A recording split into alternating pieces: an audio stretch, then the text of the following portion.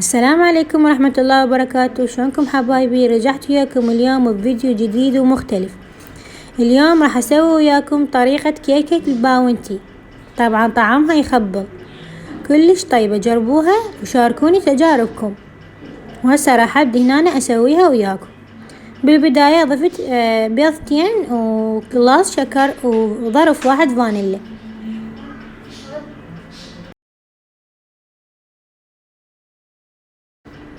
راح اظل اخلط بيها لحد ما تتجانس عندي المواد كلها.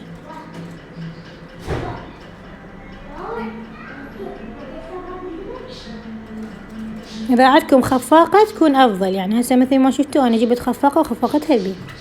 وهسه راح اضيف ربع كوب مي دافي لازم على مود تتفاعل عندي المواد كلها مال كيك.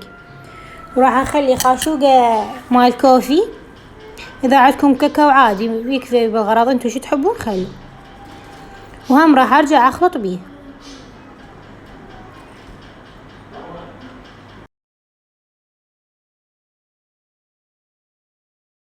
وهسه بعد ما انخلطت عندي راح اضيف نص كوب، طبعا القياس نفس الكوب، نص قلاص زيت ونص قلاص حليب، هم يكون الحليب دافي. وهم راح اظل اخلط بيها لحد ما تتجانس المواد عندي كلها. هسه راح اضيف قلاص ونص طحين صفر، وضفت خاشوقتين هم قهوة، وخاشوقة واقصد العفو ظرف بيكنج باودر.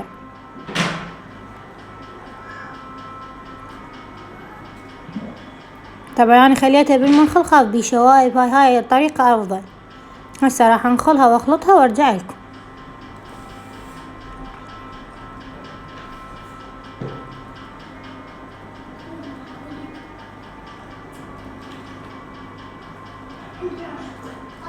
اظل اخلط بيها لحد ما يتجانس عندي الطحين ويا المواد كلها، وتصير عندي قوامها مال كيكة، يعني هي هاي كيكة راح اسويها بالبداية. وبهذا الشكل كملت عندي عجينة.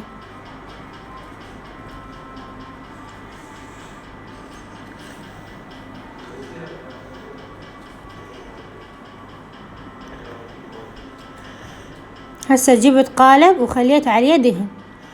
اذا ما عندكم من هذا القالب اللي ينفتح، اي قالب بس خلوا بيه ورق الزبدة على مود الكيكة تطلع عندنا بالاخير. هسه مثل ما راح تشوفوها هنا يمكم. نضيف المواد كلها واشغل الفرن، احميه قبل ما اضيفه على درجة حرارة 180. هسه راح اخليها تستوي وارجع لكم. هاي هنا بردت عندي تماما، طلعتها من الفرن خليتها بالثلاجة. وهسه راح اخلي لها حليب وارجعها للفرن. قلبتها اني على وجهها الثاني.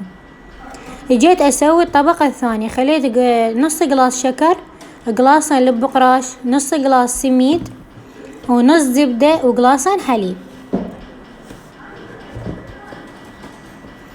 وهسه راح اخليها على النار لحد ما تتجانس عندي المواد كلها.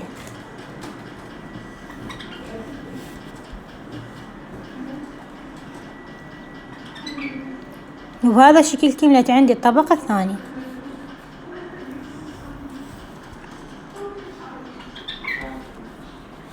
هم اجي اضيفها على الكيكة اللي انا خليتها لي جوا، واسويها بشكل متساوي. وهذا العصفور كل ما يشوفني اصور يظل يغرد. ضفتها بالثلاجة وراح اسوي وياكم الكراميل. قلاص حليب، ظرف واحد من الكراميل حسب الكراميل اللي انتو عندكم. اذا عندكم ظرف قلاص واحد حليب، اذا عندكم اثنين قلاصين حليب هيج. راح هي المفروض هنا أنا نخلي كاكاو، بس أنا ما عندي، هم ضفت قهوة يعني، وراح أضيف شكر هم. انتو ذوقوها يعني حسب المرارة تردوها. أنا ضفت الشكر لأن يحبوها حلوة. هم راح أظل أخلط بيها لحد ما تموع عندي مواد كلها، اللي هي الكراميل والكوفي أو القهوة.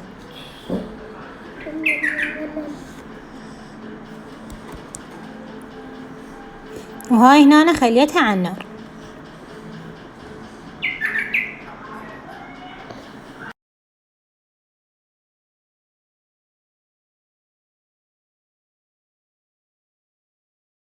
وهنا بعد ما ذابت المواد عندي كلها راح اضيف باكيت قشطة واحد. هم اخلطه كله على مود يتجانس المواد عندي كلها.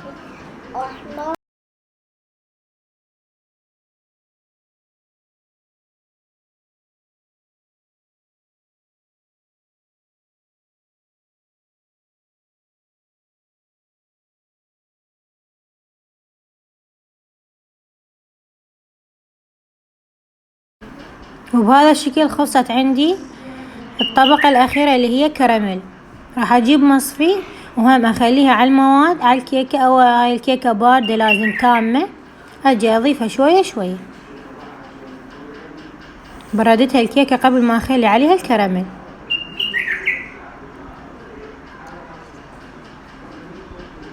طبعا انتو اذا عندكم كاكاو ما يصير عندكم هاي الرغوة، بس هاي الرغوة صارت عندي من القهوة.